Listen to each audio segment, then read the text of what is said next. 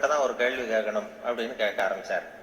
என்ன சார் கேட்க போறீங்கன்னா, இந்த காலத்தினால் செய்த நன்றி செய்தனும் ஞாலத்தின் மான பெரிதுன்னு ஒரு திருக்குறள் இருக்குல்ல. ஆமான்னு அது அது பொருத்தமா இல்லையே அந்த உதாரணம்னாரு. என்னன்னு கேட்டேன்.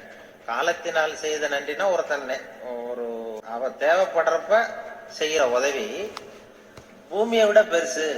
ஞாலத்தின் மான பெரிதுன்னா பூமிங்கிறது ஒரு பௌதிக பொருள், அது உருண்டை. உதவிங்கிறது ஒரு செயல். நீ ஒருத்தனுக்கு அந்த நேரம் பார்த்து செய்யற உதவி பூமியை விட பெருசுன்னா நீ செய்யற செயல் உருண்டையா இருக்கா? அதுக்கும் பூமி உருண்டைக்கும் என்ன சம்பந்தம்? அது பொருத்தமா இல்லையேன்னு அவர் சொன்னார். நெடுஞ்சு ஆமா சார் எனக்கும் அது பொருத்தம் அப்படிதான் தெரியுது அப்படின்னா. இல்ல இல்ல நீ விவசாயம் படிச்சதுனால கேட்டேன் உங்ககிட்ட அப்படின்னு சொல்லிட்டு அப்புறம் அதுக்கு அவர் விளக்கம் கொடுத்தாரு. அது அப்படி இல்லை தம்பி அப்படின்னு சொல்லிட்டு, காலத்தினால் செய்த நன்றிங்கிறது நேரம் பார்த்து உதவி செய்யறது. பூமி உடனே உதவி செய்யாது. அது எப்படின்னா, இன்னைக்கு ஒரு கத்திரிக்காய் செடியை நட்டினா ஒரு 4 மாசம் கழிச்சுதான் கத்திரிக்காய் காய்க்கும். இன்னைக்கு ஒரு நெல்லை நடவு பண்ணினா ஒரு 3.5 மாசம் 4 மாசம் கழிச்சுதான் உனக்கு பலன் கொடுக்கும். 4 மாசம் கழிச்சு பலன் கொடுக்கிற பூமியை விட உடனே செய்யற உதவி பெருசு இல்லையா? அதனாலதான் காலத்தினால் செய்த நன்றி செய்தன்னு ஞாலத்தின் மான பெரிது அப்படின்னாரு.